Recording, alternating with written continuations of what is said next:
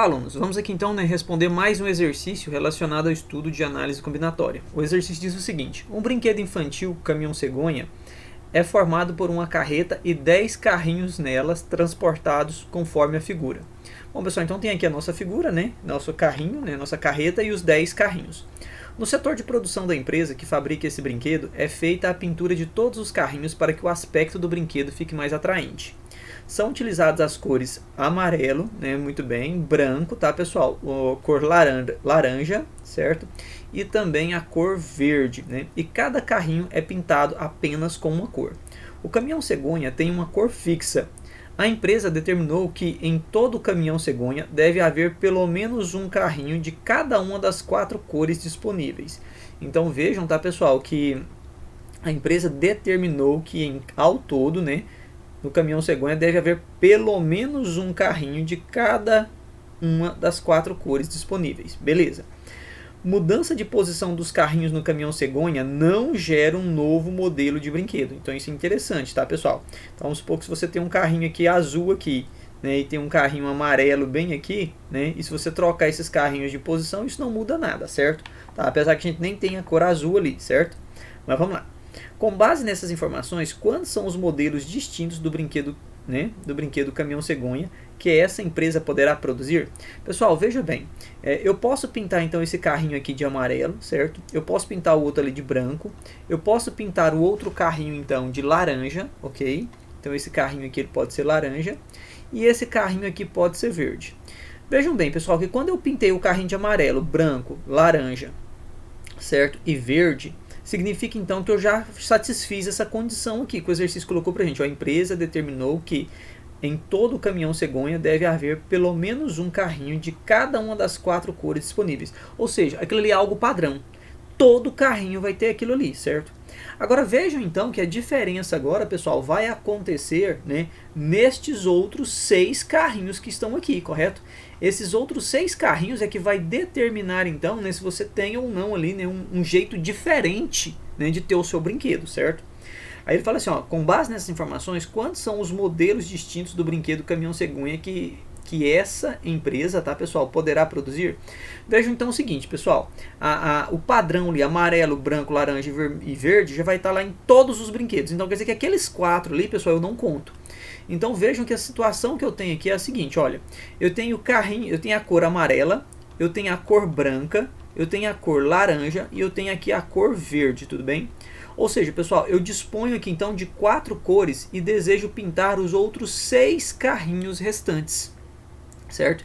Então vejam aqui, pessoal, eu tenho 4 cores, correto? Eu tenho aqui 4 cores e sobrou 6 carrinhos, certo? Sobrou 6 carrinhos para serem pintados.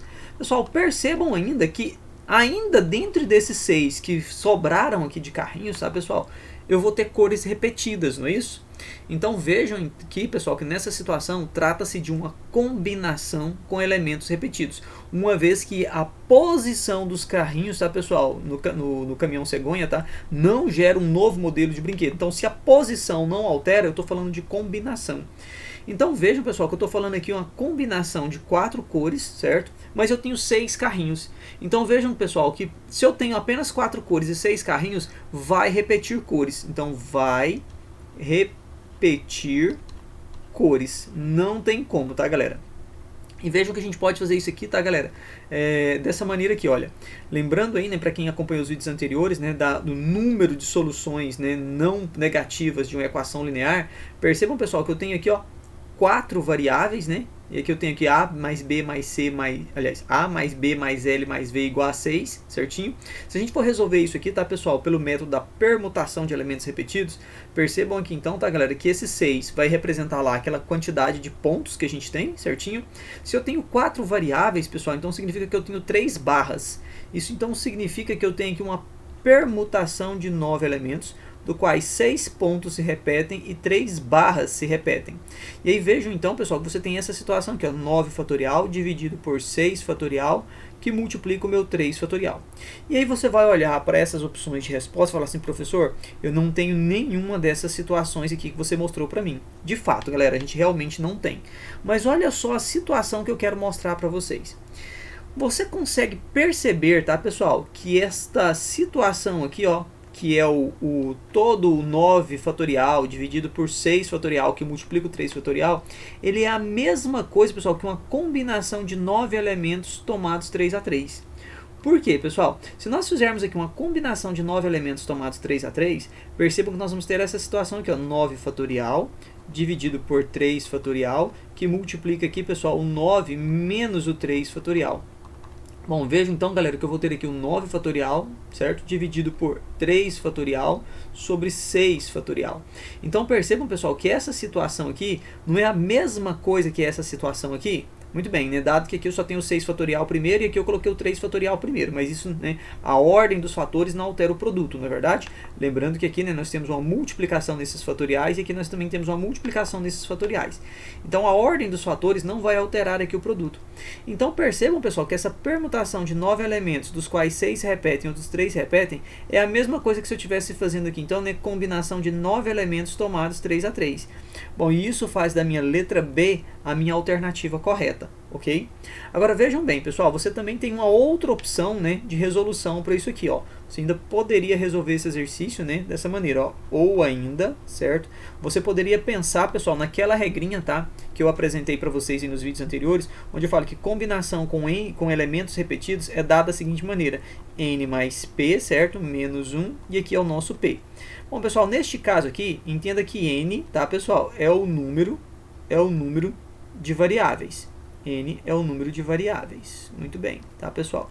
E o nosso P, o que ele é mesmo, pessoal? P, tá, é o valor do coeficiente numérico. É o coeficiente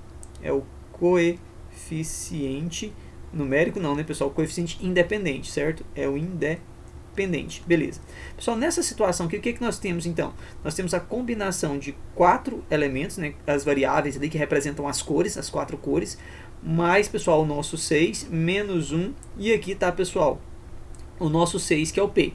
Então percebam que nesta situação aqui, pessoal, nós temos aqui, ó, 4 mais 6 vai dar 10, 10 menos 1 vai dar 9. E aí você tem aqui, então, pessoal, combinação de 9 elementos tomados 6 a 6.